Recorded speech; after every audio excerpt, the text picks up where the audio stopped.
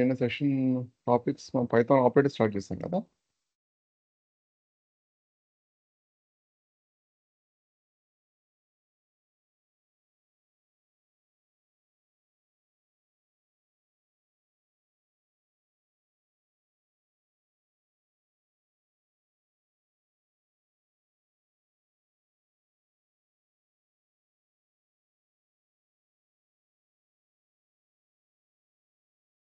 Screen కనిపిస్తుంది కదా అందరికి?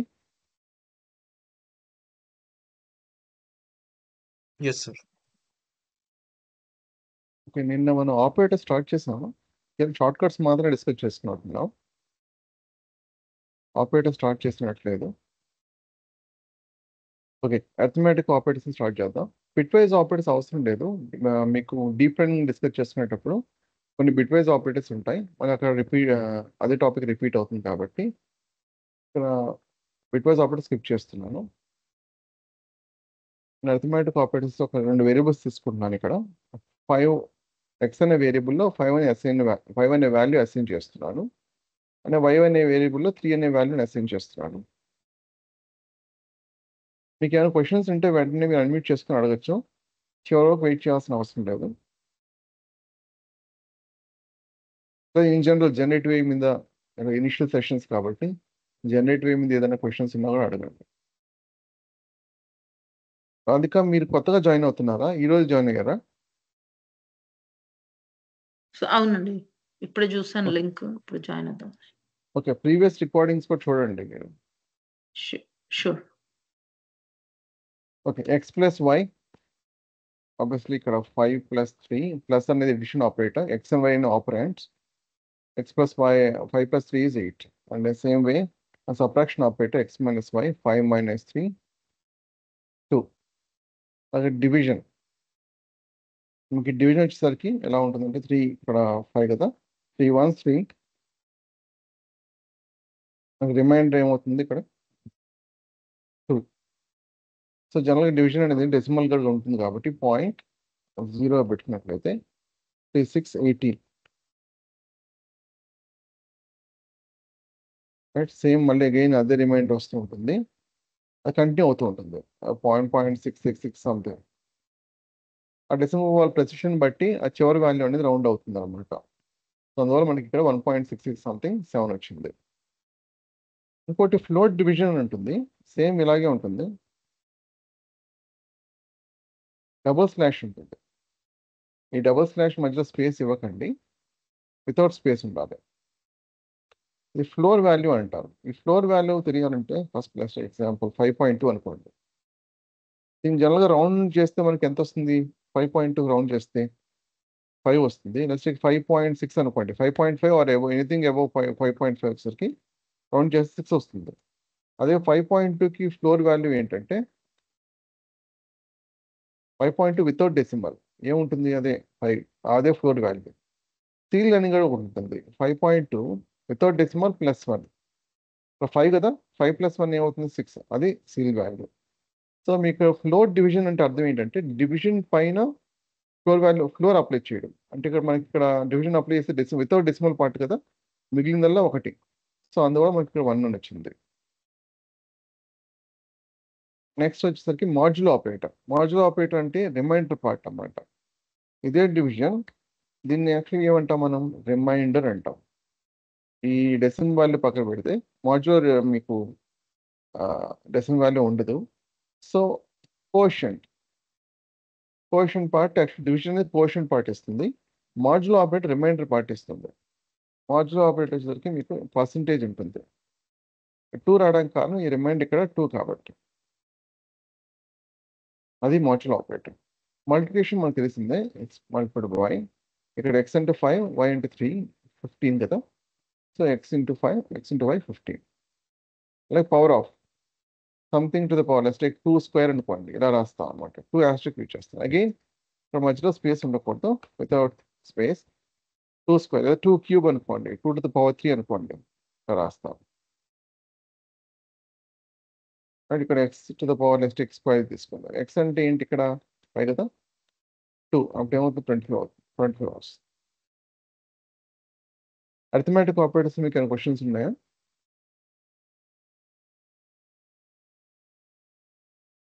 Next comparison operators.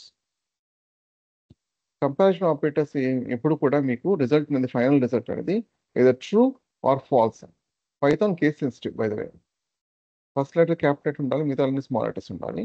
అలాగే ఫస్ట్ లెటర్ అప్పర్ కేస్ ఉండాలి, మిగతా అన్ని lower case. True or false boolean values అని అంటారు, లేదా simply bool. X equal to 5 తీసుకున్నాను, ఆల్రెడీ వై అనేది ఉంది కదా మనకి. X is greater than let's take Y. X అంటే ఏంటి 5, వై అంటే 3, 5 greater than 3 which is true. So true rating వస్తుంది. X is less than Y తీసుకున్నాం, 5 is less than 3 which is not true, false. So 5 అనేది 3 కంటే తక్కువ కాదు. అలాగే గ్రేటర్ దాన్లో మనకు ఇంకో ఆప్షన్ ఉంది, greater than equal to. So అప్పుడు ఇది ఎలా రాయాల్సి ఉంటుంది, X greater than equal to వైని X greater than Y or X equal to Y. ఇక్కడ ఎక్స్ అంటే 5 greater than 3 or 5 equal to 3. 5 greater than 3 అనేది ట్రూ ఆర్ 5 ఈక్వల్ టు 3 అనేది ఫాల్స్. ఎప్పుడన్నా మీకు ఆర్ ఉన్నప్పుడు ఎన్ని ఫాల్స్ ఉన్నా సరే ఒక ట్రూ ఉంటే, అంటే చివరిలోనే ఉండాల్సిన అవసరం లేదు, మధ్యలో కూడా ఉండొచ్చు. మధ్యలో ఉన్నా కూడా అది మొత్తం ట్రూ అవుతుంది. అదే అండ్ ఉందనుకోండి, డజంట్ మ్యాటర్, ఎన్ని ట్రూ ఉన్నా కూడా ఒక ఫాల్స్ ఉంటే మొత్తం ఫాల్స్ అవుతుంది. అఫ్ కోర్స్ అన్ని ట్రూ ఉంటే ఆబ్వియస్లీ అన్ని ట్రూ అవుతుంది. సో దాని ప్రకారం ఇక్కడ greater than 5 greater than 3 true or false కాబట్టి అర్థం ఏంటి, ఫాల్స్ అన్నారు. So sorry, true, I'm sorry, true or false, right. ఒక ట్రూ ఉన్నా కూడా మనకి మొత్తం ట్రూ అయిపోతుంది. సో ట్రూ రిజల్ట్ వచ్చింది.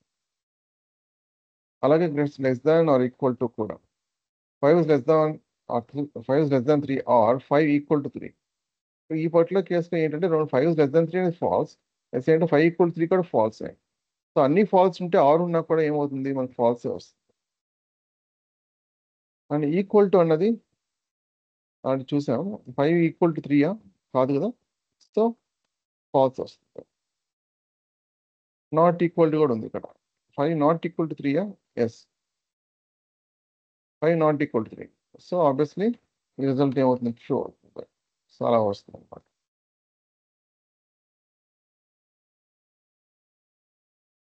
కంపారిజన్ ఆపరేటర్స్ ఏమైనా క్వశ్చన్స్ ఉన్నాయా?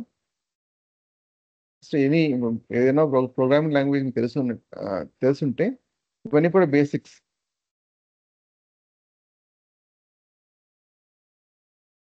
Next logical operators. జనరల్గా ఏంటంటే మనం మల్టిపుల్ ఎక్స్ప్రెషన్స్ని మనం యాడ్ చేయడం కోసం, కలపడం కోసం యూజ్ చేస్తాం. అండ్ లేదా ఆర్ లాగా యూజ్ చేస్తాం. నేను జడ్గా తీసుకున్నాను, ఇక్కడ జెడ్ ఈక్వల్ 3 తీసుకున్నాను, X equal 10, Y equal to 5, Z equal 3 తీసుకున్నాను. ఇక్కడ X is greater than Y or Y is less than Z. ఇక్కడ X is greater than Y అనేది కరెక్టే కదా, 10 greater than 5 or 5 less than 3. 10 greater than 5 అనేది true or 5 less than 3 అనేది false, right. So ఒక్క true ఉన్నా కూడా ఏమవుతుంది, ఆబ్వియస్లీ మొత్తం ట్రూ అవుతుంది. సో ట్రూ వచ్చింది. ఇలా మల్టిపుల్ ఎక్స్ప్రెషన్ మనం కంబైన్ చేసుకోవచ్చు. ఇక్కడ మనకు గుర్తుపెట్టుకోవాల్సింది ఏంటంటే పెడ్మాస్ అని ఉంటుంది. ప్రెసిడెన్స్ మీకు అర్థం కావాలంటే so parenthesis, exponent, division, multiplication, addition, subtraction. So parenthesis ఎక్కువ ప్రెసిడెన్స్ ఉంటుంది కాబట్టి జనరల్గా ఎక్స్ప్రెషన్స్ అనేవి మనం ఇలాగ వితౌట్ రౌండ్ బ్రాకెట్స్ ఇస్తే ఏమవుతుందంటే కన్ఫ్యూజన్ క్రియేట్ అవుతుంది, ఏది ముందర అయ్యే తర్వాత వస్తుంది. సో జనరల్గా ఎక్స్ప్రెషన్ క్లీన్గా ఉండడం కోసం మనం పారాంథసిస్ యాడ్ చేస్తూ ఉంటాం. ఎందుకంటే దీనికి ఎక్కువ ప్రెసిడెన్స్ ఉంటుంది కాబట్టి ఫస్ట్ ఆ ఎక్స్ప్రెషన్ లోపల, అంటే ఆ రౌండ్ బ్రాకెట్లో ఉన్న ఎక్స్ప్రెషన్ని క్యాల్కులేట్ చేస్తుంది. ఇది ఒక ఐసోలేటెడ్ కంటైనర్ లా క్రియేట్ చేస్తుంది అన్నమాట. సో అందువల్ల పారాంథసిస్ ఎక్కువగా యూజ్ చేస్తుంటాం ఎక్స్ప్రెషన్ కంబైన్ చేయడం కోసం.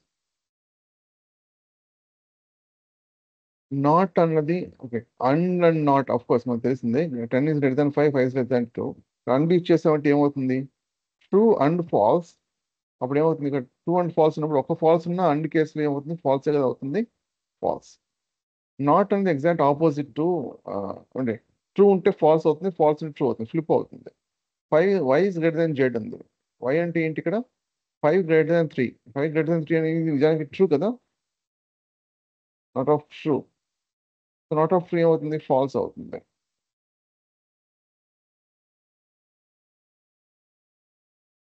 So simply not of true, false. Not of false ఏమవుతుంది, ట్రూ అవుతుంది. ఇవి లాజికల్ ఆపరేటర్స్. క్లియర్?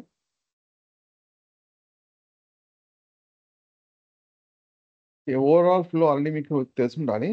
ఫస్ట్ మనం పైథాన్తో స్టార్ట్ చేస్తున్నాం, తర్వాత మ్యాథమెటిక్స్ స్టాటిస్టిక్స్ ఉంటుంది, అంటే which acts as a base for machine learning and deep learning. తర్వాత మీకు మిషన్ లెర్నింగ్ ప్రాజెక్ట్స్ ఉంటాయి, ఆ తర్వాత డీప్ లెర్నింగ్ ఉంటుంది, సారీ మిషన్ లెర్నింగ్ ఇంటర్నల్స్ ఉంటాయి, ఎంఎల్ ఇంటర్నల్స్ అని అంటాం. ఎంఎల్ ఇంటర్నల్స్ ఉంటుంది, తర్వాత డీప్ లెర్నింగ్ ఉంటుంది, తర్వాత జనరేటివ్ వస్తుంది.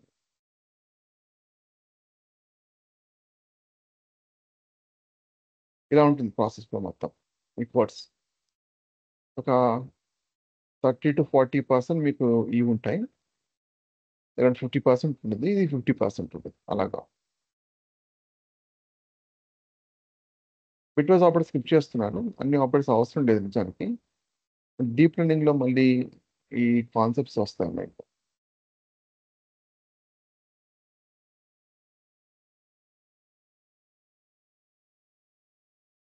ఓకే, అండ్ ఆర్ ఆపరేటర్స్ ఏమైనా వస్తాయి, గేట్స్ వస్తుంది ఇక్కడ, and gate, or gate, NAND gate.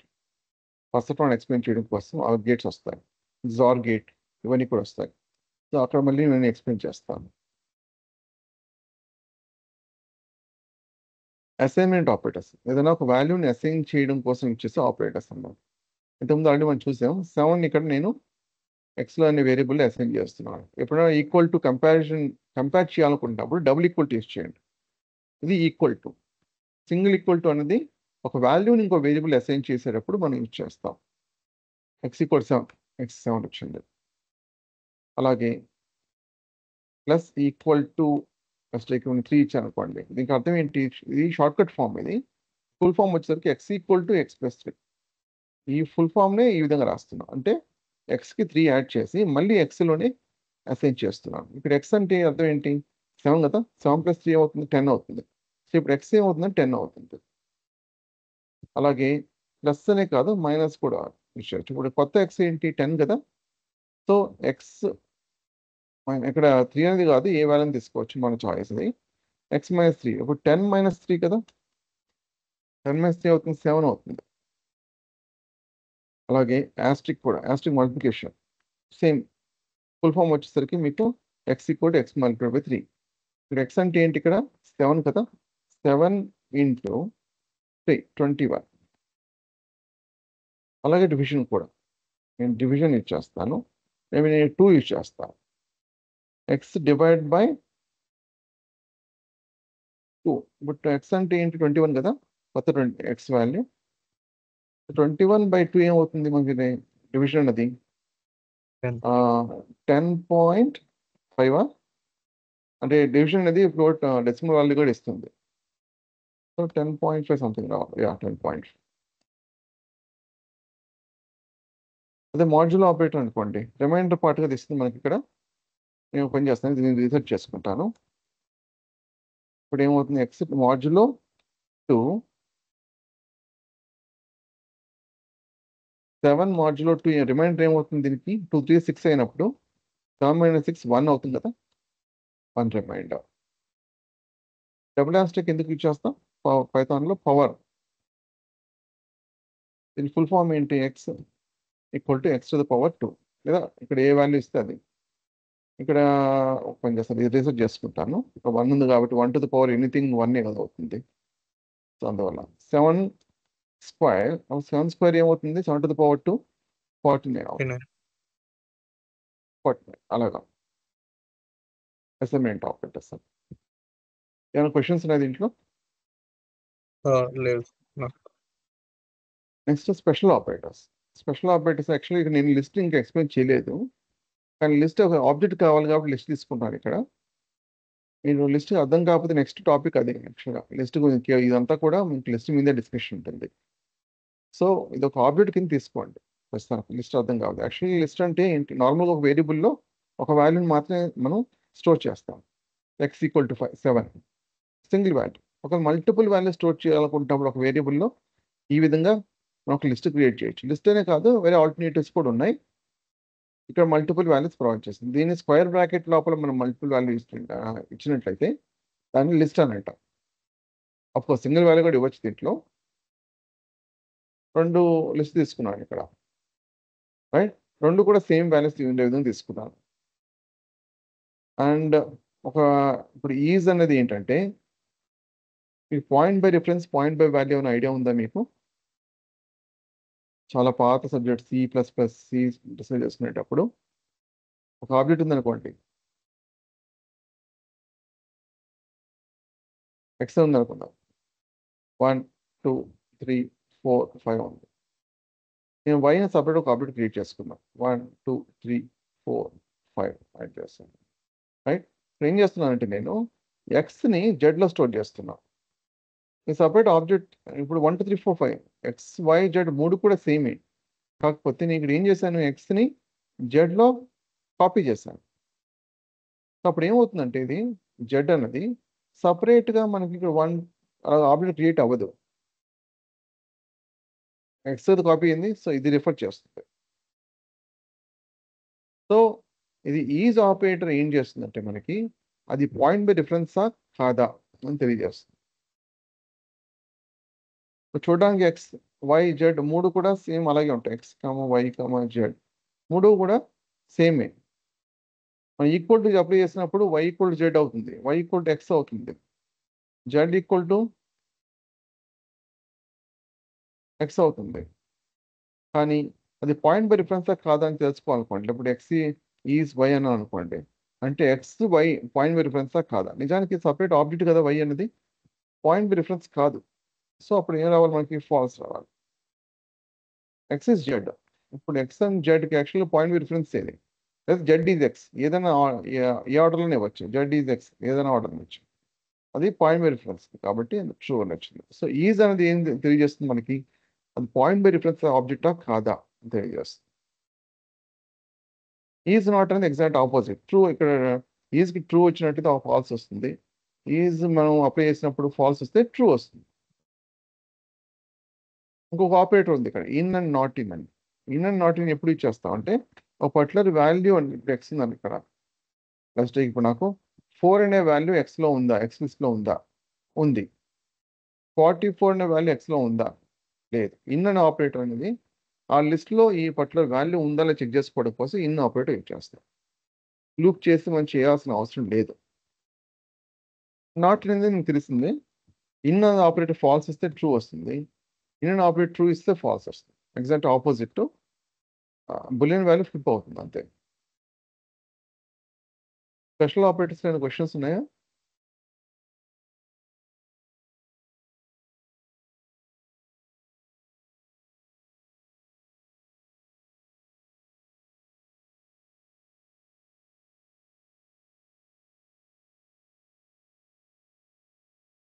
ఏమైనా ఆడియో ఇష్యూ ఏమైనా ఉందా? లేదు sir. Okay, I mean I'm good. Sudden గా డౌట్ వచ్చింది. Okay, next math library. First ఈ 4 డిస్కస్ చేసుకుని తర్వాత ఈ పాయింట్కి వెళ్తాం. ఇక్కడ ఫస్ట్ టైం మనం ఒక లైబ్రరీని యూజ్ చేస్తున్నాం. జనరల్గా మీకు ఆల్రెడీ ప్రోగ్రామింగ్ ఎక్స్పీరియన్స్ వారు ఉండొచ్చు ఇక్కడ, రైట్. సో లైబ్రరీ అసలు ఎందుకు మనకి, లైబ్రరీస్ ఆఫ్ మాడ్యూల్స్ ఇవన్నీ కూడా ఎందుకు, ఫ్రేమ్ వర్క్స్ ఇవన్నీ కూడా ఎందుకు? డైరెక్ట్గా మనం కోడ్ పైథాన్లో రాయొచ్చు కదా, పైథాన్ కోడ్ లైబ్రరీస్ అన్ని ప్రీడిఫైన్డ్, అవన్నీ ప్రీడిఫైన్డ్ ఉంటాయి కదా. ఓకే, ప్రీడిఫైన్ ఉంటాయి, బట్ ఎందుకు, పర్పస్ ఏంటి?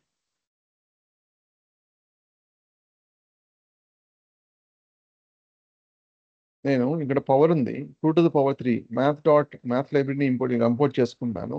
Math dot power 2 to the power 3 ఇలా రాస్తాను, వచ్చింది రిజల్ట్. ఇలాగ నాకు సేమ్ ఇదే ఉంది కదా ఇక్కడ.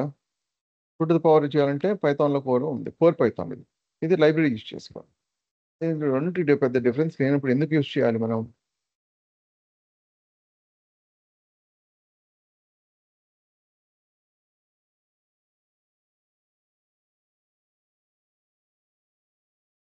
మతీన్ అండ్ రాధిక.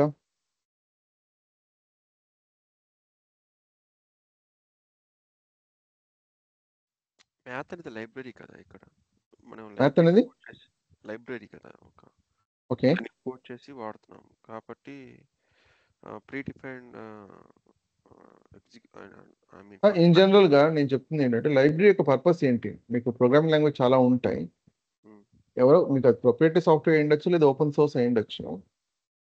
ఎవరైనా లైబ్రరీ క్రియేట్ చేసుకోవచ్చు. బట్ పాయింట్ ఏంటంటే ఎందుకు మనం లైబ్రరీస్ యూజ్ చేస్తున్నాం? డైరెక్ట్ గా మనం కోడ్ రాసుకోవచ్చు. ఎగ్జాంపుల్ ఇక్కడ ఉంది క్లియర్ గా 2 నా పవర్ పైథాన్ ఉన్నప్పుడు ఈ లైబ్రరీ ఎందుకు మళ్ళీ ఇక్కడ అగైన్ ఈ లైబ్రరీని ఇంపోర్ట్ చేసుకొని పవర్ ఎందుకు యూజ్ చేయాలి? స్క్వేర్ రూట్ ఉంది ఇక్కడ. నేను డైరెక్ట్ గా సంథింగ్ టు ద పవర్ 0.5 లేదా 1/2 అని మెన్షన్ చేశాను అనుకోండి, అది స్క్వేర్ రూటే కదా. అప్పుడు మళ్ళీ ఇలా ఎందుకు స్క్వేర్ రూట్ అప్లై చేయాలి? ఆల్రెడీ ఫ్లోర్ వాల్యూ మనం ఆల్రెడీ మెథడ్ డైరెక్ట్ గా ఉన్నప్పుడు math.4 math.c ఎందుకు యూజ్ చేయాలి?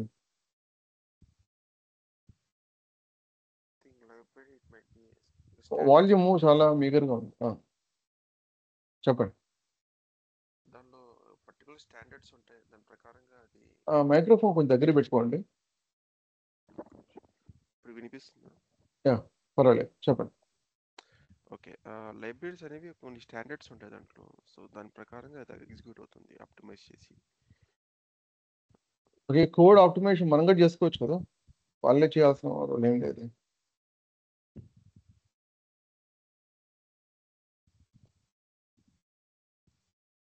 రాధిక చెప్పండి. రాధిక క్వశ్చన్ అడగానే లాగ్ ఆఫ్ అయిపోయారు. అలాగే ఉండదు స్టూడెంట్స్. చెప్పండి, మళ్ళీ చెప్పండి. సార్ అది కోడ్ రీయూజబిలిటీ వస్తుంది సార్. ఐ మీన్ మనము ఇప్పుడు ఇప్పుడు ఇప్పుడు 2 into 3 into 5 into 7 into 10 అది పెట్టుకున్నాం అనుకోండి సార్, అంటే అప్పుడు కోడ్ రీయూజబిలిటీ కదా సార్. Exactly sir. కోడ్ అంటే డోంట్ రీఇన్వెంట్ ద వీల్ అని చెప్పేసి ఒకటి ఉంటుంది అంటే ఐటీ ఇండస్ట్రీలో. అర్థం ఏంటి? ఆల్రెడీ మనం రైట్ ఫ్రమ్ స్క్రాచ్ మళ్ళీ మీరు మొదలుపెట్టి రాయాల్సిన అవసరం లేకుండా మళ్ళీ రీఇన్వెంట్ చేయొద్దు. ఆల్రెడీ ఎవరన్నా ఇన్వెంట్ చేస్తుంటే అది యూజ్ చేసుకోవచ్చు కదా. So and moreover Python open సోర్స్లో ఏంటంటే మీకు ఫ్రీగా ఆన్లైన్లో అవైలబిలిటీ ఉంటుంది. ఆల్రెడీ ఒక కోడ్ రాసి ఈ పర్టికులర్ కేసులో నిజానికి మనం కోర్ పైథాన్ యూజ్ చేసుకోవచ్చు. ఈ ఎగ్జాంపుల్ అసలు మీకు డజంట్ మేక్ మచ్ సెన్స్, అంటే యూజ్ చేసుకోవాల్సిన అవసరం లేదు. కాకపోతే ఒకటే ఒక పాయింట్ ఇక్కడ ఏంటంటే రీడబిలిటీ పెరుగుతుంది. ఇప్పుడు కొత్తగా పైథాన్ ప్రోగ్రామింగ్ వచ్చారనుకోండి, ఈ డబుల్ ఆస్టిక్ అంటే ఏంటి అది తెలియకపోవచ్చు. కానీ ఇక్కడ మ్యాథ్ అంటే ఒక మ్యాథమెటికల్ ఆపరేషన్, POW అంటే పవర్ అయి ఉండొచ్చు అని గెస్ట్ చేయొచ్చు. లేదా ఇక్కడ కూడా స్క్వేర్ రూట్ అని గెస్ట్ చేయొచ్చు. లేదా ఇది అర్థం కాకపోవచ్చు ఎక్స్ప్రెషన్ అవుతుంది. సో రీడబిలిటీ ఒకటి. రెండోది డోంట్ రీఇన్వెంట్ ద వీల్, అంటే ఆల్రెడీ ఒకరు క్రియేట్ చేసిన ఫంక్షన్ని మనం రీయూజ్ చేసుకోవచ్చు కదా, రైట్? సో అది అండ్ రీయూజబిలిటీ. మోర్ ఓవర్ ఏదైనా ఓపెన్ సోర్స్ ఏదైనా రిలీజ్ చేశారంటే అది చాలా, ఇప్పుడు ఎస్పెషల్లీ అందరూ యూజ్ చేస్తున్నారంటే చాలా ఆప్టిమైజ్ చేసి ఉంటారు కోడ్ని. ఒకరు కాదు, ఇద్దరు కాదు, కమ్యూనిటీ ఆప్టిమైజ్ చేసి ఉంటుంది. మతీన్ చెప్పాడు కదా. సో ఆప్టిమైజ్ అయ్యి అంటే మనం రాసే కోడ్ కంటే కూడా బెటర్గా ఆప్టిమైజ్ అయి ఉంటుంది, స్టాండర్డైజ్ అయి ఉంటుంది. సో ఇంటర్నల్గా మీ మ్యాథ్ అనేది ఒక క్లాస్ లాగా ఉంటుంది, దాంట్లో మెథడ్స్ ఉంటాయి అన్నమాట. అవి యూజ్ చేస్తున్నాం మనం. ఫ్లోర్ సీల్ వాల్యూ మనం ఇంతకుముందు ఎలా వచ్చింది సేమ్ అదే విధంగా యూజ్ చేసుకోవచ్చు. పై అన్నది ఏంటి? Mathematical constant, right? మీకు డిజైన్లో ఇవన్నీ కూడా యూజ్ చేస్తూ ఉంటారు. ఈ అంటే ఏంటంటే ఎక్స్పోనెంట్. ఈ ఎక్స్పోనెంట్ కూడా ఒక కాన్స్టెంటే. ఇది వచ్చి డిజైన్లో మీకు సివిల్ ఇంజనీరింగ్ ఇలాంటి చోట్ల యూజ్ చేస్తుంటారు, లేదా ఫ్యాషన్ డిజైన్లో కూడా యూజ్ చేస్తుంటారు. అండ్ ఈ అంటే ఏంటంటే లెట్స్ టేక్ ఇప్పుడు ఒక భూకంపం వచ్చింది అనుకోండి. రీసెంట్గా భూకంపం వచ్చింది కదా, ఎక్కడ వచ్చింది అది? జపాన్లోనా? జపాన్ 1000 times ఏదో వచ్చింది అనుకుంటా. అది ఎలా మెజర్ చేస్తారు ఎర్త్క్వేక్ అన్నది? వెక్టర్ స్కేల్ మీద 5.2, వెక్టర్ స్కేల్ మీద 6.7 చెప్తూ ఉంటారు, గుర్తుందా? Hmm. సెస్మోగ్రాఫ్ అని ఒకటి ఉంటుంది, ఒక డ్రమ్ లాగా ఒకటి ఉంటుంది. అది సెన్సిటివ్ వైబ్రేషన్ ని అబ్జర్వ్ చేసి గ్రాఫ్ గీస్తుంది. రెక్టర్ స్కేల్ మీద ప్లస్ ఇప్పుడు నాకు రెక్టర్ స్కేల్ మీద రెక్టర్ స్కేల్ మీద 5.2 అని అనుకోండి, లేదా రెక్టర్ స్కేల్ మీద 6.7 అని అనుకోండి, రెక్టర్ స్కేల్ మీద 9.8 ఉంది అనుకోండి. నిజానికి యాక్చువల్ వాల్యూస్ కావు. మరి యాక్చువల్ వాల్యూస్ ఏంటి? ఇది 5.2 అంటే యాక్చువల్ వాల్యూ ఇది, యాక్చువల్ 6.7 అంటే యాక్చువల్ వాల్యూ ఇది, 9.8 అంటే యాక్చువల్ వాల్యూ ఇది. డిఫరెన్స్ ఎంత ఉంది? చాలా ఉందా? ఒకవేళ ఈ వాల్యూస్ యాజ్ ఇట్ ఈస్ గా నేను తీసుకొని ఈ డ్రమ్ మీద నేను గ్రాఫ్ గీయగలనా?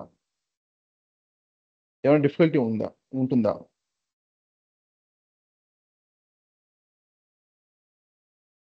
Drum No. సరిపోతుంది సార్. అది మీరు చెప్పాలి. డ్రమ్ సరిపోతుందా? అది డ్రమ్ సరిపోతుంది సార్ చాలా అనుకుంటా. అంటే డేటా అనేది ఎప్పుడన్నా కూడా ఎక్స్పోనెన్షియల్ పెరుగుతుంది. జస్ట్ 1, 10 సింపుల్ ఎగ్జాంపుల్ తీసుకుందాం. 10, 100, 1000, 10,000, 1 lakh ఇలాగా. అంటే ఇక్కడ డేటా ఏ విధంగా పెరుగుతుంది? 10 పవర్లో పెరుగుతుంది, అవునా? Hmm. 1 ఎలా రాసుకోవచ్చు? 10 పవర్ 0. దీన్ని ఎలా రాసుకోవచ్చు? 10 పవర్ 1.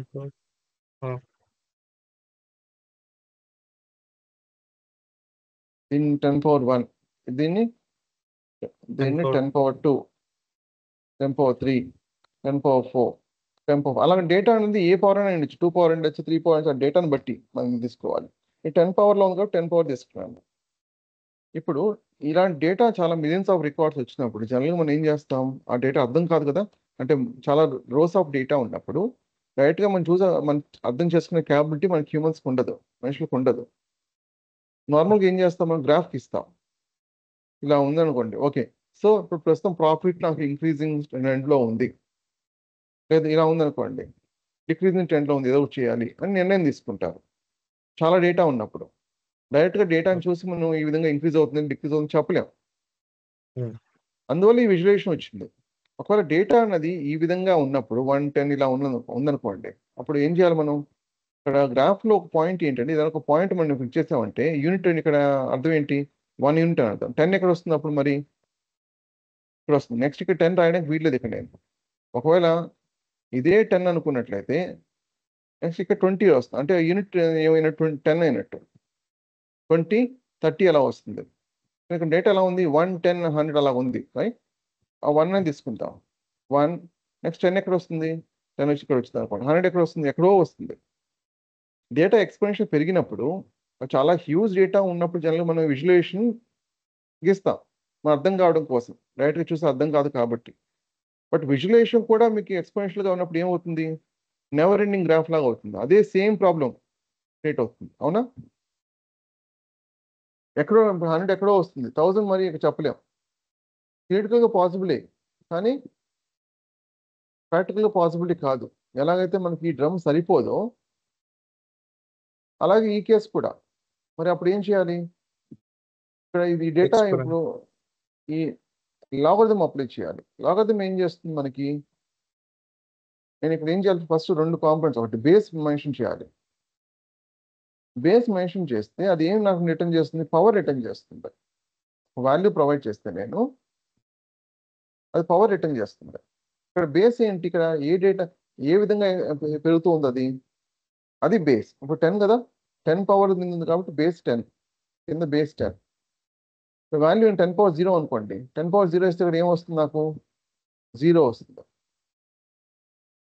అలా అంటే 1ని 10 పవర్ 0 రాస్తాను. 10 పవర్ 1 ఇస్తే ఏమొస్తుంది? నాకు 1 వస్తుంది.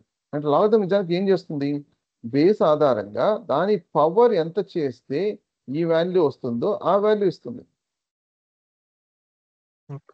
అప్పుడు ఇక్కడ మనకి ఏ వాల్యూస్ వస్తాయి? ఇక్కడ 0, 1, 2, 3, 4, 5. ఇంతకుముందు మనం ఈ డేటా రైట్గా మనం ప్లాట్ చేయలేము, కానీ ఇప్పుడు ఈ 0, 1, 2, 3, 4 డేటా తీసుకోవచ్చు కదా, ప్లాట్ చేయొచ్చు కదా. ఇది 0 అనుకున్నట్లయితే 1, 2, 3, 4 అలా చేయొచ్చు కదా. రైట్? అంటే సార్ ఇప్పుడు ఆ ఎగ్జాంపుల్ ఈ ఎగ్జాంపుల్లో లాగ్ 10 బేస్ 1 అని వస్తుందా సార్ మనకు ఇప్పుడు స్టార్టింగ్ వాల్యూ అంటే ఇప్పుడు log 1 బేస్ 10 బేస్ వస్తుంది. 10. దీన్ని log 1 ఎలా రాస్తాం? 10 పవర్ 0 ఎలా రాస్తాం? ఓకే అంటే మీకు ఇంకా పక్కగా చెప్పాలంటే log బేస్ 10 పవర్ 0 మనకి ఓకే ఏమవుతుంది? ఈ పవర్ 0 వస్తుంది. ఇక్కడ 1 ఉంది అనుకోండి, ఇక్కడ 1 వస్తుంది. 2 ఉంది అనుకోండి, 2 వస్తుంది. Okay right? జస్ట్ ఇప్పుడు 100 ఉంది అనుకోండి, అప్పుడు ఈ 10 బేస్ ఉంది కదా, 10 బేస్ ప్రకారం ఎలా చేయొచ్చు? మనం 10 స్క్వేర్ రాసుకోవచ్చా? అప్పుడు పవర్ సార్ ఏమొస్తుంది? 2 వస్తుంది. అలాగనమాట. ఇక్కడ ఏ బేస్ తీసుకుంటే దాన్ని బట్టి. నిజానికి రియల్ టైంలో ఎలా ఉంటుందంటే, రియల్ ఎక్స్పెరిమెంట్ చేసేటప్పుడు అంతా కూడా జస్ట్ ఇప్పుడు యూకేలో 10 బేస్ తీసుకున్నాం అనుకోండి, ఇండియాలో 2 బేస్ తీసుకున్నాం అనుకోండి, వాళ్ళు ఇచ్చే డేటా మనం ఏం చేయాల్సి ఉంటుంది? మళ్ళీ అగైన్ 2 బేస్లో కన్వర్ట్ చేసుకోవాలి. అవునా? ఇండియాలో 2 బేస్ ఇచ్చేసాం అనుకోండి, అప్పుడు వాళ్ళు ఇచ్చే డేటాని ఏం చేయాల్సి ఉంటుంది? మనం 2 బేస్ కింద కన్వర్ట్ చేసుకొని అప్పుడు మాత్రమే మనం యూజ్ చేయగలం. అంతేనా? సో ఇలాగా కన్ఫ్యూజన్ క్రియేట్ అవకాశం ఉందా? వాళ్ళు ఒక బేస్ తీసుకోవచ్చు, నేను ఒక బేస్ తీసుకోవచ్చు, ఇంకో కంట్రీ ఇంకో బేస్ తీసుకోవచ్చు. జనరల్గా ఏం చేస్తారంటే కమ్యూనిటీ ఉంటుంది కదా, మ్యాథమెటిక్స్ సైంటిఫిక్ కమ్యూనిటీ ఉంటుంది. వాళ్ళు ఏం చేశారంటే ఒక కాన్స్టెంట్ ఫిక్స్ చేశారు. అదే మ్యాథ్.టీ. సో ఏదైనా సరే మీ బేస్ అంటే డేటా అనేది ఎక్స్పోనెన్షియల్గా ఉన్నప్పుడు ఈ బేస్ తీసుకోండి, 2, 5, 10 అలా కాదు, ఒక స్టాండర్డ్. రైట్? సో ఇప్పుడు నేను math.log 100 ఇచ్చాను అనుకోండి, ఇక్కడ నేను బేస్ ఇవ్వలేదు. ఇక్కడ బేస్ ఇవ్వలేదు. బేస్ ఎక్స్క్లూజివ్గా ఇవ్వకపోతే ఏమవుతుంది? ఇక్కడ రౌండ్ బ్రాకెట్లో కర్సర్ పెట్టి షిఫ్ట్ అప్ ప్రెస్ చేయండి, ఆటోమేటిక్ ఏం చెప్తుంది? బేస్ ఈ అని చెప్తుంది నేచురల్ లాగరిథం బై డిఫాల్ట్ ఈ.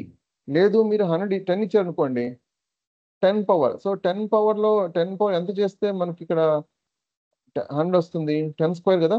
సో దాని పవర్ ఏంటి? 2 వచ్చింది.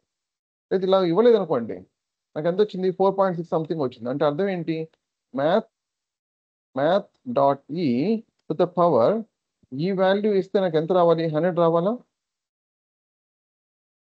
ఆల్మోస్ట్ 100. అర్థమైందా? ఇప్పుడు లాగరిథం అండ్ ఎక్స్పోనెంట్ ఎందుకు యూజ్ చేస్తాం అనేది. సో ఎప్పుడు ఒక డేటా ఎక్స్పోనెన్షియల్ పెరుగుతున్నప్పుడు ఈ లాగరిథం అనేది అప్లై చేస్తారు. అండ్ బేస్ అనేది 2 to the power 4 to the power 5 to the power అలా తీసుకోవచ్చు. కానీ ఎనీ ఎక్స్పెరిమెంట్ ఫిజిక్స్లో కానీ, కెమిస్ట్రీలో కానీ, మ్యాథమెటిక్స్లో కానీ తీసుకుంటారు. అదొక స్టాండర్డ్. అది తీసుకోకపోతే ఏమవుతుంది? కమ్యూనికేషన్ అనేది డిఫికల్ట్ అవుతుంది. మీరు ఇచ్చే డేటా నేను కన్వర్ట్ చేసుకుని తప్ప నేను యూజ్ చేసుకోలేను నా డేటా నా సిస్టంలో. అలాగా.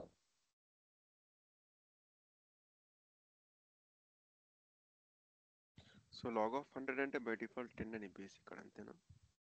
లాగ్ ఆఫ్ 100 అంటే దానిలో math.e ఆఫ్ 100 అంటే by అవును. default కాదు బై డిఫాల్ట్ 10 కాదు. బై డిఫాల్ట్ మన ఇక్కడ 4.6 వచ్చింది కదా, నాకు నెక్స్ట్ 10 ఉంటే ఎంత రావాలి? 2 రావాలి. ఓకే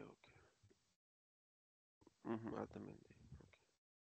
సో ఈ డేటాను డైరెక్ట్గా మనం ప్లాట్ చేయలేం కాబట్టి, అంటే ఇనిషియల్గా ఫ్లో అర్థం చేసుకోండి.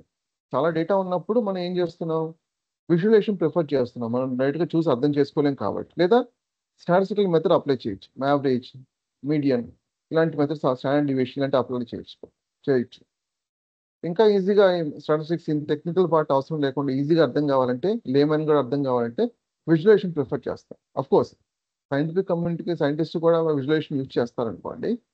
బట్ అక్కడ కూడా ఇదే ప్రాబ్లం క్రియేట్ అయితే, అది ఎక్స్పోనెన్షియల్ పెరుగుతూ ఉన్నట్లయితే, ప్లాట్ చేయలేని సిచ్యువేషన్ వస్తే, చాలా పెద్దది గ్రాఫ్ ఉన్నట్లయితే, అప్పుడు మళ్ళీ లాగరిథం అప్లై చేస్తాం. మనం లాగరిథం ఎక్స్పోనెంట్ చదువుకుంటాం చిన్నప్పుడు, దాని పర్పస్ అర్థం అయి ఉండదు.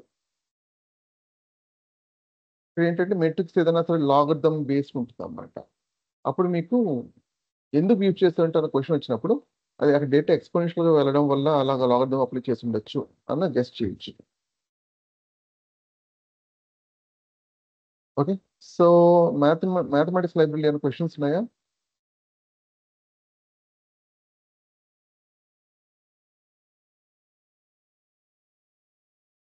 ఇక్కడ అలియాస్ కూడా ఇవ్వచ్చు మన చాయిస్. అలియాస్ ఇచ్చినట్లయితే .m పెట్టి ట్యాప్ వచ్చేసి దాంట్లో మెథడ్స్ అని సపోర్ట్ చేస్తాం. అలియాస్ అని జనరల్గా ఎందుకు యూజ్ చేస్తాం అంటే అది లెంత్ అనేది ఎక్కువ ఉన్నప్పుడు మనం యూజ్ చేస్తూ ఉంటాం. లేదా ఆ డాక్యుమెంటేషన్ ప్రకారం ఏవి ఇచ్చింటారో అది యూజ్ చేస్తాం. టెన్సర్ఫ్లో అనుకోండి, జనరల్గా టీఎఫ్ ఇచ్చేస్తాం డాక్యుమెంటేషన్ ప్రకారం. అలియాస్ నేమ్ ఏదైనా ఇవ్వచ్చు మన చాయిస్. టీఎఫ్ డాట్ ఇవ్వడం ఈజీ. టెన్సర్ఫ్లో డాట్ అని ప్రతి ఒక్కసారి టైప్ చేయడం కంటే కూడా, రైట్? సో 2 పాయింట్స్, ఒక డాక్యుమెంటేషన్ ప్రకారం ఏది ఉందో అలియాస్ అదే యూజ్ చేయండి. అప్పుడు కోడ్ కాపీ పేస్ట్ చేసేటప్పుడు మిగతా వాళ్ళకి ఈజీగా ఉంటుంది. మీ ఓన్ అలియాస్ నేమ్ ఇవ్వచ్చు, కానీ రికమెండెడ్ కాదు. స్టాండర్డ్ నోటేషన్ ఎలా ఉంటుందో అదే విధంగా ఫాలో అవ్వండి. కేవలం లైబ్రరీ ఇంపోర్ట్ అనేది ఈ విధంగానే చేయాల్సిన అవసరం లేదు. ఇంకా ఆల్టర్నేటివ్ వేస్ కూడా ఉన్నాయి. From library name import certain component alias name ఇవ్వచ్చు. ఇది మీకు నెక్స్ట్ ఎక్కడైనా నేను ప్రాజెక్ట్లో వచ్చినప్పుడు లేదా advance machine learning topics start అయినప్పుడు ఎక్స్ప్లెయిన్ చేస్తాను. దీని ఆల్టర్నేటివ్ వే ఏంటి, లేదా విజువలైజేషన్ వచ్చినప్పుడు ఇది వస్తుంది.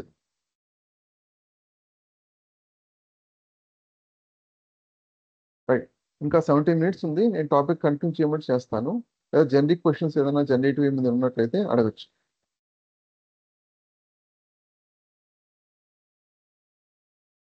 Next variables.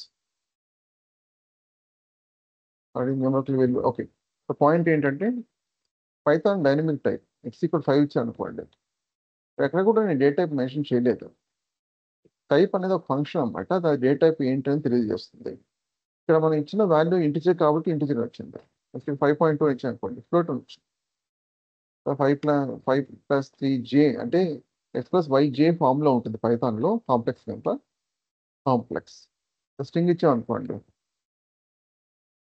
స్ట్రింగ్ ఉంటుంది. అది స్ట్రిక్ట్గా ఉండదు. ఇప్పుడు నేను స్ట్రింగ్ ఇచ్చాను ఇక్కడ నేను మళ్ళీ 5.2 ఫ్లోట్ మార్చుకోవచ్చు. పైథాన్ అనేది ఆ ఫ్లెక్సిబిలిటీ ఉంటుంది. అఫ్కోర్స్ దీనివల్ల డౌన్ సైడ్ కూడా ఉంది, టైప్ సేఫ్టీ ఇష్యూస్ వస్తాయి. అది అగైన్ పైడాంటిక్ అని ఒక లైబ్రరీ ఉంటుంది. దాని ద్వారా దాన్ని యూజ్ చేయడం వల్ల మనం మిటిగేట్ చేయొచ్చు, టైప్ సేఫ్టీ యాడ్ చేయొచ్చు. డైనమిక్ టైప్ అంటే ఇంతకుముందు చెప్పాను కదా, ఇదే కాన్సెప్ట్. ఇక్కడ ఓకే, నేను ఈ టాపిక్ ఇక్కడితో ఆపుతాను. సో మిగతా రేపు డిస్కస్ చేసుకుందాం. జనరిక్ క్వశ్చన్స్ ఏమైనా ఉంటే అడగండి.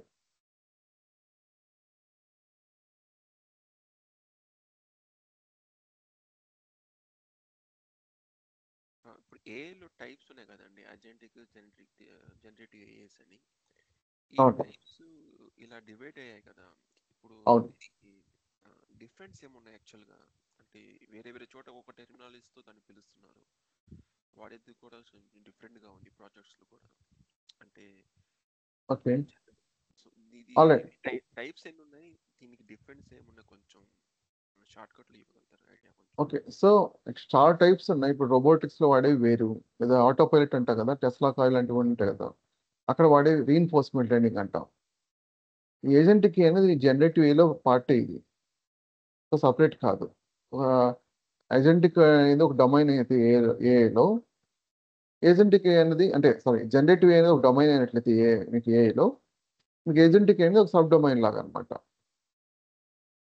రైట్, సో ఏజెంట్కి జనరేటివ్ సపరేట్ చేయొద్దు. బట్ దాని ఆల్టర్నేటివ్స్ వచ్చేసరికి చాలా ఉన్నాయి. రీఇన్ఫోర్స్మెంట్ లెర్నింగ్ కావచ్చు, లేదా రీసెర్చ్ సైడ్ వచ్చేసరికి మీ రోబోటిక్స్లో చాలా డిఫరెంట్ ఉన్నాయి. అది కాంబినేషన్ ఉంటుంది, ఒకటి కాదు. అండ్ కంప్యూటర్ విజన్ కూడా ఒకటి ఉంది సపరేట్గా. జెనరేటివ్లో మీకు కంప్యూటర్ విజన్ కూడా వస్తుంది, but only some part of it. అలాగే NLP అని ఉంది, నేచురల్ లాంగ్వేజ్ ప్రాసెసింగ్, కేవలం టెక్స్ట్ సంబంధించింది మాత్రమే అనమాట. సో ఇది కూడా మీకు జెనరేటివ్లో ప్రాబ్లమ్గా టెక్స్ట్ బేస్డ్ ఉంటుంది, కానీ కంప్లీట్ కాంప్రిహెన్సివ్ టెక్స్ట్ అంటే కాదు జెనరేటివ్. రైట్, సో ఈ డొమైన్స్ ఒకటి కాదు, చాలా ఉన్నాయి. Reinforcement learning, CV, NLP and medical సంబంధించి అక్కడ ఆర్కిటెక్చర్స్ కంప్లీట్గా వేరేగా ఉంటాయి. యూనిట్స్, వీనెట్స్ అని ఉంటుంది అనమాట. అక్కడ ఎక్స్రేస్ ఇవన్నీ ఉంటాయి కదా, ఎక్స్రేస్, CT స్కాన్స్ అని, ఆ ఫీల్డ్ వేరేగా ఉంటుంది. అక్కడ ఆర్కిటెక్చర్స్ వేరేగా ఉంటాయి. అది కూడా ఎన్కోడెడ్ డీకోడెడ్ బేస్డే ఉంటుంది, కానీ ఆర్కిటెక్చర్ కొంచెం డిఫరెంట్గా ఉంటుంది. సో మనం ఫోకస్ చేసేది ఏంటంటే జనరేటివ్ అసలు మెయిన్ ఫోకస్ కంటెంట్ జనరేట్ చేయడం. టెక్స్ట్ కానీ కావచ్చు, కోడ్ కావచ్చు, ఇమేజ్ కావచ్చు, వీడియో కావచ్చు, ఆడియో కావచ్చు. ఇప్పుడు ఫోకస్ ఎక్కువగా వచ్చేసరికి టెక్స్ట్ ఆఫ్ కోడ్ బేస్ మీద ఉంది. Production grade open source models కూడా ఉన్నాయి. ఇమేజ్ వీడియో ప్రొడక్షన్ గ్రేడ్ లేవు, జస్ట్ బ్యానర్స్, లోగోస్ వీటి కోసం చేసుకోవచ్చు, అంతవరకు యూజ్ చేస్తున్నారు. ఓకే, మనం ఆటోమేషన్ కూడా చేయొచ్చా దీంట్లో? చేయొచ్చు. ఆటోమేషన్ అనేది డిపెండ్స్. మీకు సపోజ్ మీ జనరల్గా ఒక రిక్వైర్మెంట్ ఉందనుకోండి, ఆ రిక్వైర్మెంట్కి జస్ట్ కోడ్ రాయాలనుకోండి, రైట్? లేదా ఒక టూల్ ఉంది, ఆ టూల్ ఎలా యూజ్ చేసుకోవాలో తెలియదు మీకు. ఫస్ట్ ఇప్పుడు ఎస్ఏపి కదా మీరు, నేను ఎస్ఏపి రిలేటెడ్ నాకు యాక్చువల్గా ఎస్ఏపి ఐడియా లేదు. SAP కాదండి, yes AUTOSAR, automotive. Okay, మీ రిలేటెడ్ ఏదైనా క్వశ్చన్ ఏదైనా ఇవ్వండి. ఓకే, ఆటో సార్ ఇవ్వండి చాలు. Spell it. Auto auto SAR. Okay, AUTOSAR question ఇవ్వండి. ఆటో సార్ అబ్స్ట్రాక్ట్ లేయర్ అండి. Abstract layer. What is abstract layer? Okay,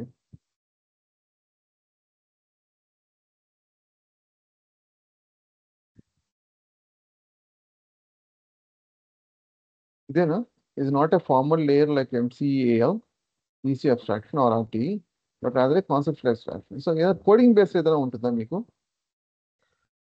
coding base ఉంటుందండి. Okay, so మీరు కోడింగ్ రిలేటెడ్ ఏదైనా అడగండి. Okay, right A code on CAN protocol. CAT protocol. CAN CAN protocol.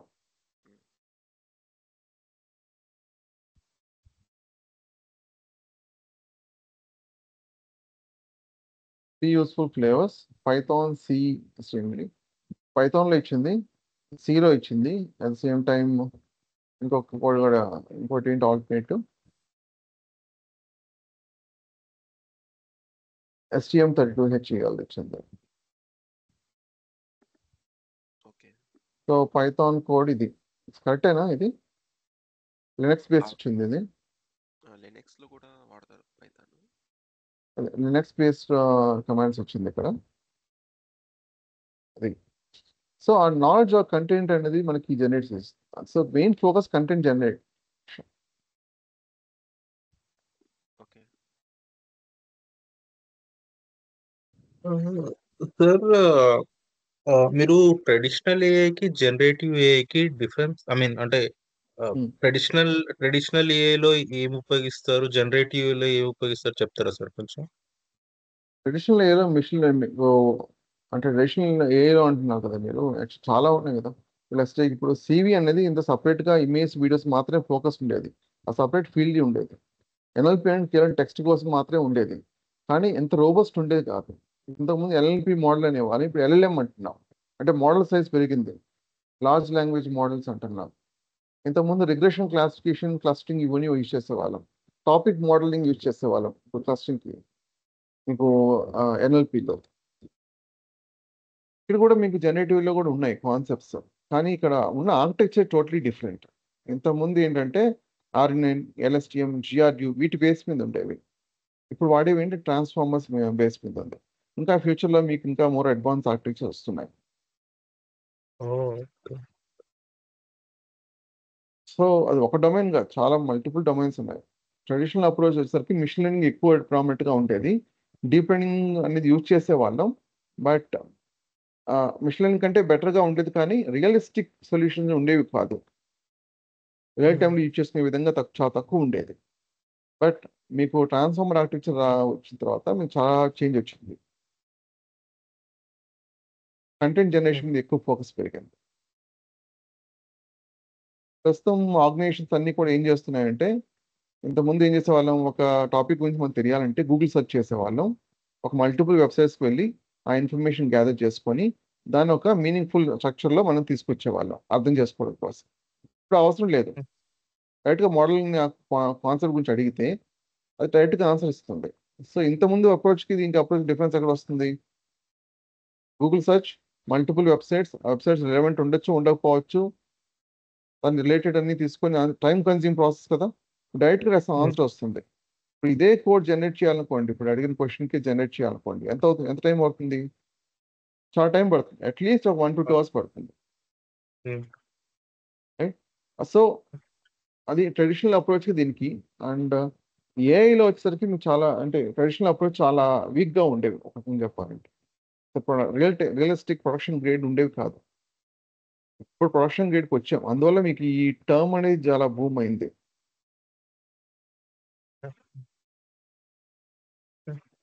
ఇంకేమైనా questions ఉన్నాయా? ఇప్పుడు automotive లో అయితే ఏ టైప్ ఆఫ్ ఏని వాడతారండి? ఇప్పుడు జనరల్గా ఎగ్జాంపుల్ తీసుకుని ఇచ్చారు కదా, మెడికల్, రోబోటిక్స్ లో అని. ఓకే, ఆటోమేటివ్ నాకు అంత ఐడియా లేదు, రోబోటిక్స్ తప్ప.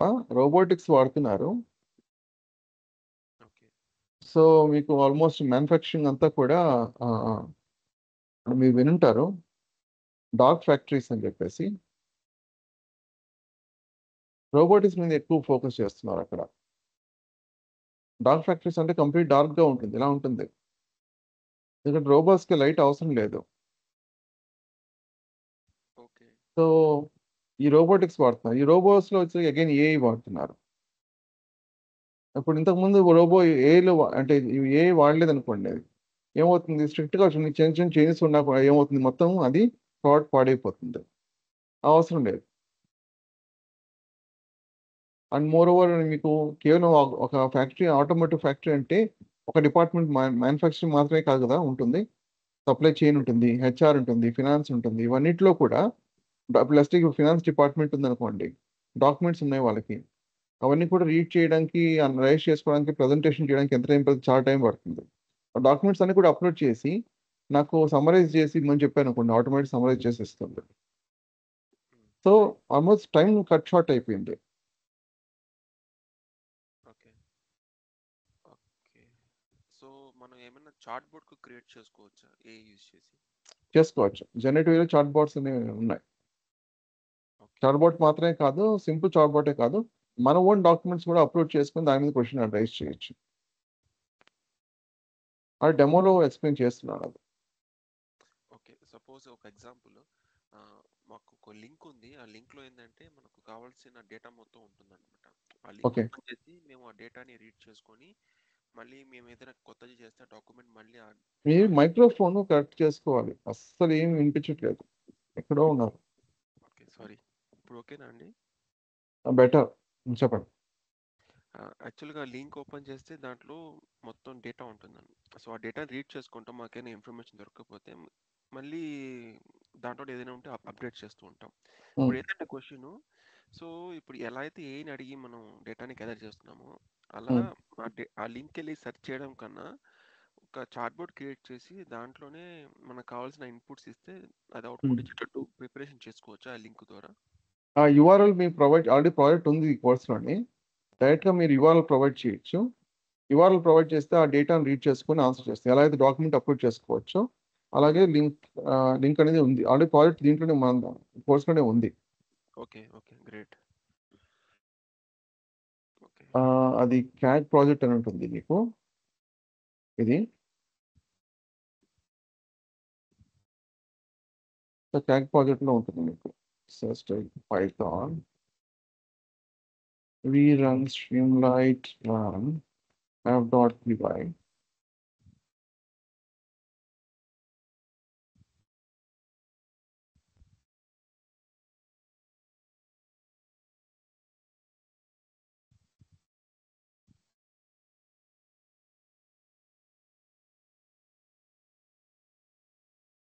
సిస్టమ్ యాక్చువల్ రీస్టార్ట్ చేయాలి, ఎందుకంటే ఇది నేను జీపీ ఇప్పుడు ఎనేబుల్ చేశాను, ఇది సిపియు యూజ్ చేస్తుంది. ఓకే.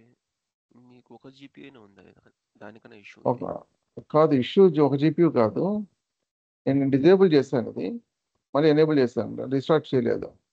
చూద్దాం, మోడల్ ఇవ్వడానికి కొంత టైం పడుతుంది.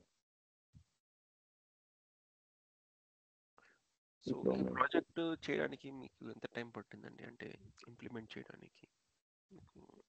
కోడ్ అంతా రాయడానికి అట్లీస్ట్ ఒక 2 to 3 weeks పడుతుంది రిక్వైర్మెంట్ వచ్చిన తర్వాత. ఓకే.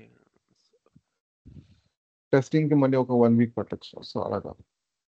అండ్ టెస్టింగ్కి మనం ఏదైనా టూల్స్ వాడతామా? అంటే ఎలా వల్నరబిలిటీస్ ఎలా చెక్ చేయడానికి unit testing kind of thing. లేదు, వల్నరబిలిటీస్ టెస్ట్ చేయడం కోసం మనం యూనిట్ టెస్టింగ్ వాడాం, అది వేరు. ఓకే. వల్నరబిలిటీ టెస్ట్ చేయడం కోసం, సెక్యూరిటీ వల్నరబిలిటీ టెస్ట్ చేయడం కోసం సపరేట్ టూల్స్ ఉంటాయి.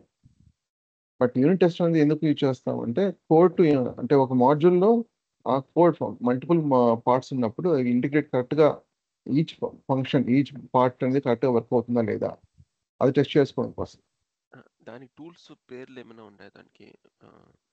జీ టెస్ట్ అని చెప్పి యూనిట్ టెస్ట్ అని పైథాన్లో యూనిట్ టెస్ట్ అని ఉంది, ఓకే. అవి యూజ్ చేస్తాం. ఇక్కడ లింక్ డైరెక్ట్గా కాపీ చేస్తే దాని మీద మనం క్వశ్చన్స్ రైట్ చేయొచ్చు. ఓకే. అది ప్రిపేర్ చేసుకొని ఇప్పుడు let's take what is in times now link that I have provided. Summarize it అని అనుకోండి. సో అది రన్ చేసి అది మనకి రెస్పాన్స్ ఇస్తుంది. లేదా స్పెసిఫిక్గా ఏదైనా క్వశ్చన్ ఉందనుకోండి ఆ లింక్ మీద, రైట్?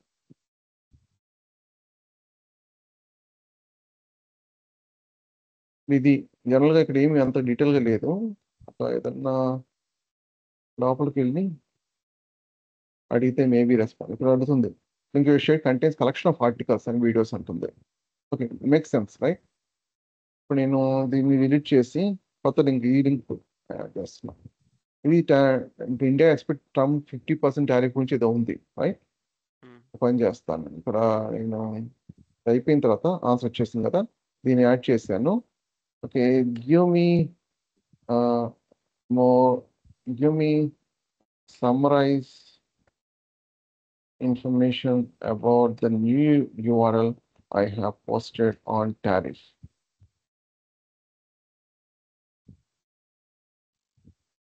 అది URL గురించి మనం క్వశ్చన్స్ అడుగుతున్నాము. అది వెళ్ళి డేటా రీడ్ చేసుకుని ఆన్సర్ చేయడం స్టార్ట్ చేయాలి. The URL provided contains an articulated did India expect Trump 50% tariffs? What Piyush Goyal said exclusive. We discuss US President Donald Trump decision to impose అడుగుతుంది. మన క్వశ్చన్ దీని మీద రైజ్ చేయొచ్చు.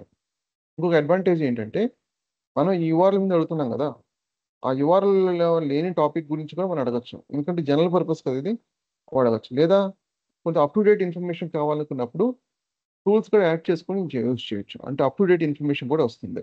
ఎందుకంటే model కొంచెం కట్ ఆఫ్ డేట్ అనేది ఉంటుంది. మీ requirement ఎగ్జాక్ట్గా ఇదే కదా ఆన్సర్? అఫ్ కోర్స్ అండి, ఇదే ఆల్మోస్ట్.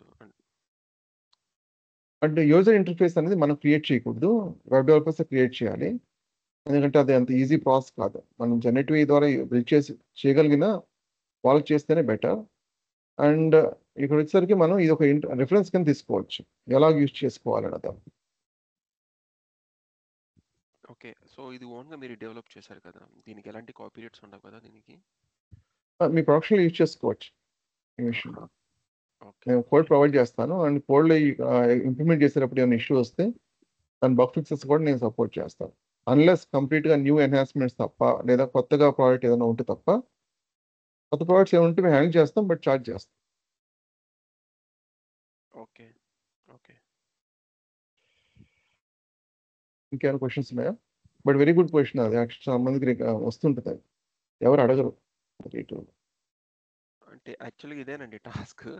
సో ఇప్పుడు ఈ కోర్స్ కంప్లీట్ అయిన తర్వాత నా సొంతంగా నేను ఇలాంటివి ఏదైనా రిక్వైర్మెంట్స్ వస్తే సొంతంగా అనలైజ్ చేసేసి అట్లీస్ట్ నేను ఒక ఎస్టిమేషన్ డేట్, అంటే ఇంత టైం పడుతుంది కంప్లీట్ చేయడానికి, సో దాని ప్రకారంగా ఒక డిజైన్, ఒక రిక్వైర్మెంట్, ఒక ప్లానింగ్ అనేది నేను వాళ్ళకి పాస్ చేసి ఒక రిసోర్స్ని అలొకేట్ చేసి దాన్ని డెవలప్మెంట్ చేసేసి ఒక టైం డెడ్ లైన్ లోపల మనం ప్రొవైడ్ చేయాలన్నమాట.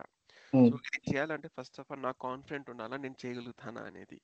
ఆబ్వియస్లీ కొన్ని ప్రోడక్ట్స్ చేసినట్లయితే ఒక 10 ప్రోడక్ట్స్ చేశారనుకోండి, ఆటోమేటిక్గా కాన్ఫిడెన్స్ అనేది వస్తుంది. అది ఇప్పుడు ఏంటంటే ప్రతిసారి ట్రయల్ అండ్ ఎర్రర్ వెబ్సైట్లో డిపెండ్ అవ్వడము, అక్కడ చదవడం, ఇది చదవడం, అంటే అది ఎలా ఉందంటే ఒక్కొక్క రోజు ఒక్కలా ఉందన్నమాట. ఏం అర్థం అవ్వట్లేదు, కన్ఫ్యూజన్ అవుతుంది. ఒక సీక్వెన్స్ ఫ్లోలో వెళ్తే మాకు ఇది వస్తుందని, ఇది సీక్వెన్స్ డయాగ్రామ్ ఇలాంటి అప్డేట్ చేయాలి వాళ్ళకి. సో దాని ప్రకారంగా డిజైనింగ్ అవుతుంది. సో ఇది కూడా అదే ఆ, నేను ఇది ప్రొవైడ్ చేస్తాను. అంటే ప్రోడక్ట్ ఎక్స్ప్లెయిన్ చేసేటప్పుడు నేను దీని మీద వేస్ మీద చెప్తాను. అండ్ ఫ్లో చార్ట్ ఉంటుంది, సీక్వెన్స్ డయాగ్రామ్ ఉంటుంది, క్లాస్ డయాగ్రామ్ ఉంటుంది. సో 3 ఉంటాయి. ఓకే. అవి మీరు ఎలా జనరేట్ చేసుకోవాలో కూడా మీకు ఎక్స్ప్లెయిన్ చేస్తాను. సపోజ్ న్యూ ప్రాజెక్ట్ ఉంది, ఇవి ఎలా జనరేట్ చేసుకోవాలి ఈజీగా అనేది కూడా చెప్తాను. మనం మాన్యువల్గా చేయాల్సిన అవసరం లేదు. ఓకే. నైస్. ఇంకేమైనా క్వశ్చన్స్ ఉన్నాయా? అన్నిటి పైథానే వాడతారండి లాంగ్వేజ్, వేరే లాంగ్వేజ్ ఏం టచ్ చేయరా ఇక్కడ? ఏఐలో C++ ఎక్కువ వాడతారు, జావా కూడా వాడతారు, కానీ రీసెర్చ్ సైడ్ అది. ఇంప్లిమెంటేషన్ వచ్చేసరికి పైథానే వాడతారు.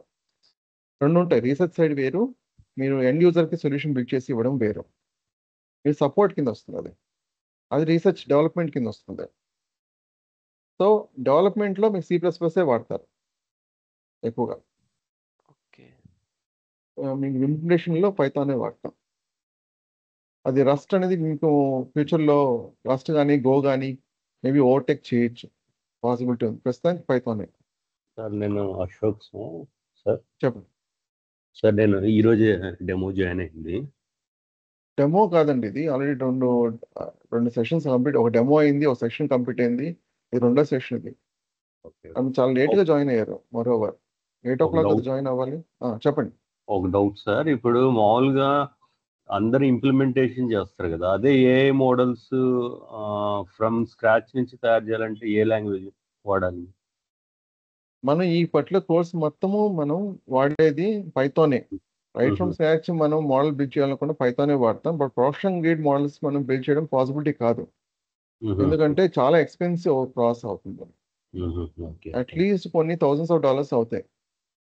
సో అది ఆల్రెడీ మోడల్ ఉన్నప్పుడు, ఎలాగైతే మనకు లైబ్రరీ ఉన్నప్పుడు మనం యూజ్ చేసుకుంటున్నాము, మళ్ళీ రీఇన్వెంట్ చేయట్లేదు, అలాగే ఓపెన్ సోర్స్ మోడల్ ఉన్నప్పుడు మనం ఎందుకు యూజ్ చేయాలి? దాన్ని మనం ప్రైవేట్ డేటా ఉన్నప్పుడు ఆబ్వియస్లీ అది ఫిట్ అవ్వదు, కాబట్టి దానికి మళ్ళీ అగైన్ ఆల్టర్నేటివ్స్ కూడా ఉన్నాయి. సార్ ఇంకొక చిన్న డౌట్ సార్, అంటే నేను చెప్పండి. జాయిన్ అవుదామని రాలేదు, ఆ తర్వాత జాయిన్ అవుదామని వచ్చాను. ఇప్పుడు చెప్పండి. ఆఫ్లైన్ మోడ్ కూడా ఉందా సార్? అంటే వీడియోస్ చూసి డౌట్ వీకెండ్ క్లారిఫికేషన్ ఏమన్నా అలాంటిది ఏమన్నా ఉందా? అంటే నా లేదు. ఆఫీస్ టైంకి కుదరదు, అందుకని. ఆఫ్లైన్ మీకు లేదు. And more over videos provide చేసామంటే క్వశ్చన్స్ క్లారిఫై చేయడం కష్టం అవుతుంది, ఎందుకంటే ఆల్మోస్ట్ దానికి సపరేట్గా ఒక సెషన్ అయిపోతుంది. ఇప్పుడు సో బ్యాచ్ దానికి బదులు ఏ టైమ్స్ ఉంది sir? Morning evening sir? Morning 8 o'clock 8 నుంచి 9 ఉంది. ఈవినింగ్ ప్రస్తుతానికి న్యూ బ్యాచ్ ఏదైనా స్కెడ్యూల్ చెప్తాం. అందుకే లేదు సార్ నేను వచ్చింది, అంటే తర్వాత జాయిన్ అవుదామని తెలుసుకుందామని వచ్చాను అసలు ఏందని. Okay. Okay sir, I'm leaving. Okay అండి. ఓకే, ఇంకా మతీన్, మురళి, ఇంకేమైనా క్వశ్చన్స్ ఉన్నాయా? లేదు సార్. నాది క్లియర్ అయిందండి. Thanks. All right, thanks for joining. రేపు ఇంకో సెషన్ అది కూడా ఫ్రీగా ఉంటుంది, సో అటెండ్ అవ్వండి. తర్వాత మీరు ఎన్రోల్ అవ్వాల్సింది ఇంట్రెస్ట్ ఉంటే. సాటర్డే ఉందా అండి సెషన్? ఈరోజు ఫ్రైడే కదా, ఓకే. రేపు లేదు, Monday. Okay, same time right? Okay. Same time 8 o'clock, same link కూడా, బట్ అది మీకు ట్యూస్డే నుంచి లింక్ మారుతుంది. ఓకేనండి.